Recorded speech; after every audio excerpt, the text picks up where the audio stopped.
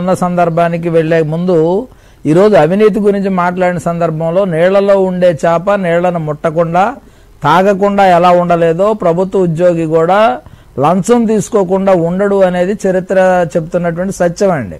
ఎందుకంటే ఈ రోజు ఉన్నటువంటి పరిస్థితుల్లో సాక్షాత్తు ముఖ్యమంత్రి అవినీతి పరుడైన తర్వాత ఆయన దగ్గర పనిచేసేటటువంటి ఐఏఎస్ ఆఫీసర్లు ఆయనతో పాటు జైలుకి వెళ్ళి వచ్చిన వాళ్ళు తిరిగి పదవులు చేస్తున్నటువంటి సందర్భం శ్రీలక్ష్మి గారు లాంటి వాళ్ళు ఈరోజు చూస్తున్నాం మనందరం కూడా.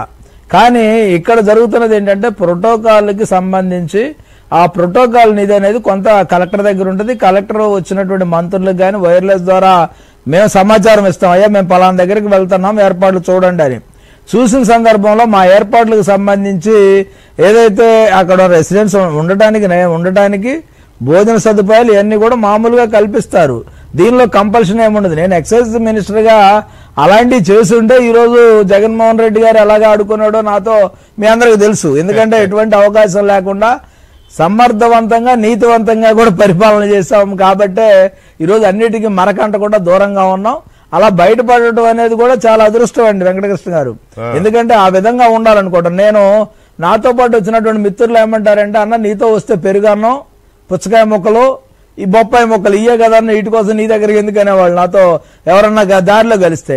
నేను బెంగళూరుకి అనంతపూర్కి మధ్యలోనే అక్కడ చెట్టు కింద ఆగి టిఫిన్ చేసటం, లేదంటే పుచ్చముక్కలో లేకపోతే ఏదో ఒకటి కడుపులో వేసుకుని వెళ్ళిపోయేవాళ్ళం. ఎందుకంటే మాకు ఒక లిస్టో ప్యాన్ కేకులు ఈ తినే అలవాటు లేదు, లేదా ఇంకో బాటిల్ తెచ్చి పెట్టేది అలవాటు లేదు. కానీ ఇక్కడ ఉన్నటువంటి పరిస్థితి ఏంటంటే ఈ ఒక్క తహసీల్దార్ గారు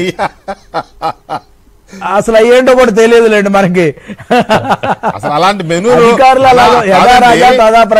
అలాంటి మెనూలు కింది స్థాయి విఆర్ఓలకి ఎంఆర్ఓలుగా పంపడానికి సిగ్గుండాలి కదండి పై వాళ్ళకి. ఇవన్నీ సిగ్గుండాలండి. ఒకవేళ లక్షల జీతాలు తీసుకుంటూ ఆ చిన్న ఉద్యోగాలు చేసుకున్న వాళ్ళ మీద పడతాం అనేది అవమానం అండి. అది ఈరోజు చేయాల్సింది ఏంటండి, వాళ్ళు చెప్పుకోవాల్సిందేంటి? ఈరోజు ప్రభుత్వం ప్రోటోకాల్కి డబ్బులు ఇవ్వట్లేదా? ఎందుకు ఇవ్వట్లేదు?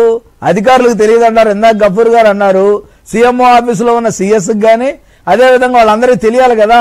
ఒక మంత్రి వెళ్తున్నాడు లేకపోతే ఒక ఆఫీసర్ వెళ్తున్నాడు అంటే ప్రోటోకాల్కి సంబంధించినటువంటి బాధ్యతలని ప్రోటోకాల్ ఆఫీసర్ ఉంటాడండి. ఆ ప్రోటోకాల్ ఆఫీసర్ ఏం చేస్తున్నాడు? ఈ తహసీల్దారులు రైతుల దగ్గర వసూలు చేస్తానికి దాన్ని సమర్థించుకోవడానికి కావాలంటే ఇంకోటి కూడా జగన్మోహన్ రెడ్డికి ఒక అదృష్టం ఉంది వెంకటకృష్ణ గారు. ఎందుకంటే ఈ రోజుకి ఉద్యోగ ఉపాధ్యాయ కార్మికులు తిరుగుబాటు చేయకుండా లోపల కొనుక్కుంటున్నారంటే పై అధికారులకు సంబంధించినటువంటి అవినీతి చిట్టా అంతా అతని దగ్గర ఉంది. పై అధికారులు కింద వాళ్ళనే ఎవరిని కూడా నోరెత్తనీయకుండా ఆపుతా ఉన్నారు. ఎందుకంటే ఏసీబీ అనే బూత్ చూపిస్తా ఉన్నారు. ఏసీబీ ద్వారా మిమ్మల్ని అందరినీ ట్రాప్ చేస్తాం, మిమ్మల్ని చేస్తాం, మీరు ఎక్కడా నోరెత్తొద్దని చెప్తున్నటువంటి సందర్భంలో కూడా 4.5 సంవత్సరాలుగా టీఏలు డిఏలు లేదా పిఆర్సీకి సంబంధించి జీతభత్యాలకు సంబంధించి అనేక అవకతవకలు ఉన్నప్పటికీ కూడా ఎవరు నోరు మెదపట్లేదు. నోరు మెదపోవడానికి కూడా కారణం అవినీతే. అవినీతి ఎవడన్నా తన పై అధికారి చేసి కింద అధికారులు ఎవరిని కూడా నోరు మూపించినటువంటి పరిస్థితుల్లోనే ఈరోజు ఉద్యమాలు రావటం లేదనేది కూడా నేను అభిప్రాయపడతా ఉన్నా. ఈ సందర్భంగా ఏదైతే అధికారులకు కానీ ప్రభుత్వం కానీ ఇక మంత్రి వస్తే ఎలా ఉంటుందో మీకు తెలుసు. ఈరోజు హోంమంత్రి అవ్వచ్చు, లేకపోతే ఇంకో మంత్రి అవ్వచ్చు. వీళ్ళ పర్యటన వివరాలు, ఖర్చుల వివరాలు ఈ బహిర్గతం చేయాల్సినటువంటి అవసరం ఉంది. ఇష్యూ వచ్చింది కాబట్టి ప్రభుత్వం ఈ 4.5 సంవత్సరాల్లో రిలీజ్ చేసిన ప్రోటోకాల్ డబ్బులు, ఖర్చు పెట్టిన డబ్బులు, అదేవిధంగా మంత్రుల పర్యటన వివరాలు కూడా శ్వేతపత్రం రిలీజ్ చేయాలి వెంకటకృష్ణ గారు. చేయకపోతే ఈ రోజు అధికారులు అవడానికి అది చేయాలండి. చేసి అసలు వీళ్ళు ఎంత చేశారు, వీళ్ళు ఎందుకు రిలీజ్ చేయలేదు, అవినీతికి ఆస్కారం ఇచ్చే విధంగా ఉద్యోగులు ఎందుకు చేస్తా ఉన్నారు, ఉద్యోగుల ఇంట్రెస్ట్ ఏంటి అక్కడ? ఈరోజు ఉద్యోగుల ఇంట్రెస్ట్ ఎవడైనా పై ఆఫీసర్ కానీ ఇంకోళ్ళు వస్తే వాళ్ళని మొత్తం పైనుంచి కింద చూడాల్సిన కర్మ వీళ్ళకేంటండి. నేను ఉద్యోగం చేశా, జిల్లా ప్రెసిడెంట్గా టీచర్స్ యూనియన్లో చేశాం.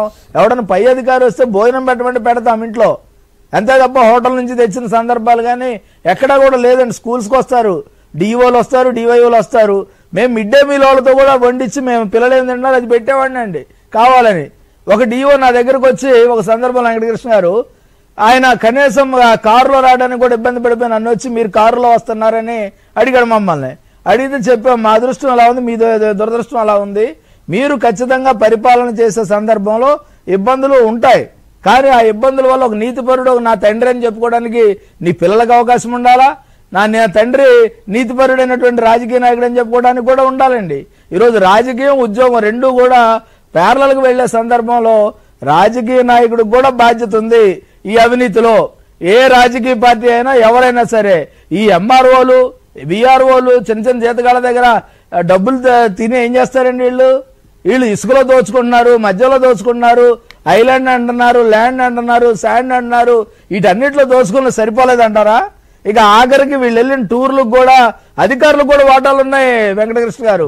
ప్రతి అధికారి ఈ రోజు ఏ డిపార్ట్మెంట్ చూసినా కానీ ప్రతి అధికారికి కూడా మామూళ్ళు ఉన్నాయి. ప్రతి దానిలో కూడా వాళ్ళకి వాటాలు వెళ్తా ఉన్నాయి.